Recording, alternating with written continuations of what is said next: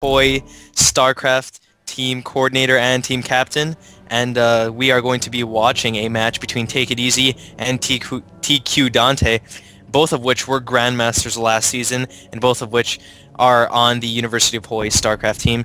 Joined with us today is Tenza, our famous observer, known for killing over 80 probes with just one Baneling. That guy is amazing. So we are in the Shattered Temple, and we have Takeiteasy, the Protoss player, spawning on the far right position, the 2 o'clock, and we have tqDante spawning in the 9 o'clock position. He has random Terran, and this is cross position, so I wonder if we're going to see some sort of macro play. Sang is, or Takeiteasy is especially fond of macro heavy games. We're going to see him plant that pylon down by the ramp, so that means he will be having some sort of pseudo wall off. He's not going to be scouting early though. Sometimes we see probes scout on 9 right after the pylon, which is really lame. If you do manage to scout the Terran first, it's going to be right before they finish building that supply depot, so that means the probe can harass the SCV to death, but we're not going to see any of that this game. The pylon has just finished, and we should be seeing a gateway from Takeiteasy on about 13. On the other side of the map, we are going to see what looks like a standard orbital build, which is a 12 depot with 13 racks, and possibly, or 12 depot, or 10 depot, 12 racks, and 13 gas, which is a standard orbital opening. He's not going to use that barracks to wall off, which is kind of questionable. We are going to see that gas go down on 13, so it is standard. This is pretty much a jack-of-all-trade builds for the Terran player. You can do 2 or 3 racks pressures, 2 racks expand against Protoss. You can go a 1-1-1 build, you can go for mech plays, you can go fast banshees, you can go for pretty much anything off this orbital build. There is a gateway going down at the top of the ramp and a gas going down, so everything's pretty standard so far. We're probably going to see a cybernetics core go down from the Protoss. Pylon going down next to the Nexus, again, very standard. We should see like 3 probes going into the gas. Yep, and there they go. So, Terran is morphing in, or upgrading that command center into an orbital command. Takeiteasy does see everything that's going on. Nothing really to hide. Another depot is going to be put at the top of that ramp. So this is kind of like the Silver wall off. Back a few months ago, Silver started doing this kind of a half wall off where he'd put 2 depots up at the top of his ramp, and if he feels any pressure coming from the Protoss, he would simply just throw a bunker up at the top of the ramp. That's kind of it's a good move nowadays, but it's kind of very reactionary because the bunkers do take longer to build now than they did a few months ago. Thank you, Blizzard, for constantly changing the build time for the bunkers. So we have another scouting SCV poking into Takeiteasy's into his main. Scouting SCV will get to see everything as there is no Zealot. Marauder does pop out for him. He is researching concussive shells, so we might see some early pressure. Proxy pylon going down at the top.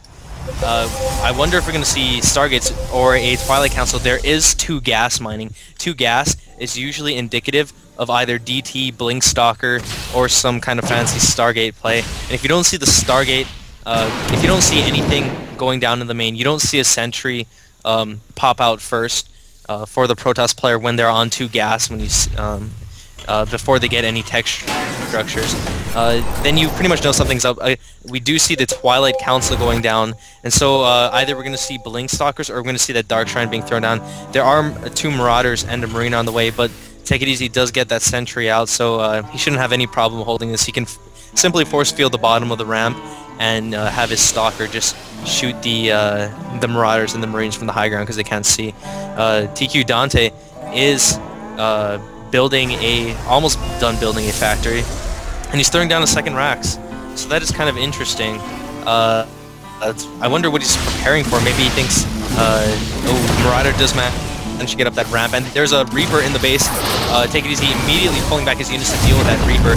1 sentry does go down, but that's quite minimal losses, considering exactly what Takeiteasy is trying to pull off. And that probe is just sitting up there next to the Twilight Council, and nothing's being researched in it. I wonder if he's going to throw down the Dark Shrine. Yes, he does throw down the Dark Shrine.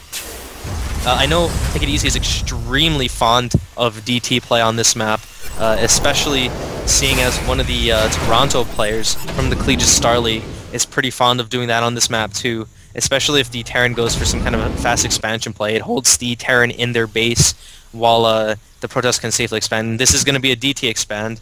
I don't think the Protoss could have gotten away with throwing down a Nexus this early before the Dark Templar Shrine is done, unless the Terran player kind of overcommitted and lost a bunch of units to the Protoss player, which he did. So that's kind of something to keep in mind. It's totally fine to march across the map with a couple of Marauders and a Marine, and it's totally fine to kind of sit at the bottom of the ramp and kind of get some pot shots off of the at the Protoss player.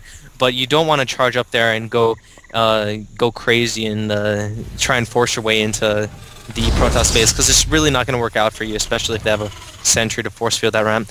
Dark Shrine's almost done. We do see a proxy pylon going down on the outskirts of the Terran base. It's not going to be able to reach inside the main, so I don't think that's the goal of Take It Easy. Will the Banshee see that proxy pylon going down? He has to know something's going on. Sang does see that that Banshee, and he does cancel the pylon.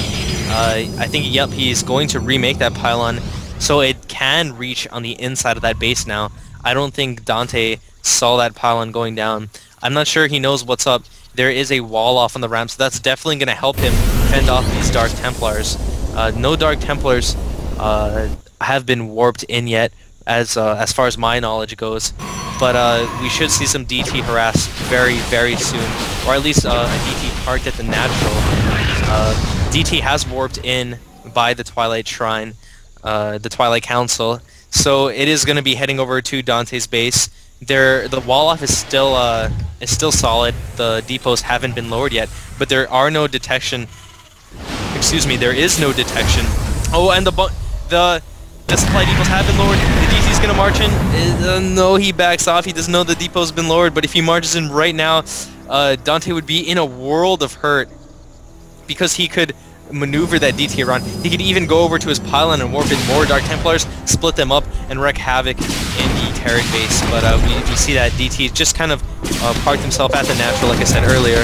Oh, we do see that Banshee was a cloaked Banshee in the main of the Protoss base. Sorry, there's all sorts of stealth and cloaked units going on in this game.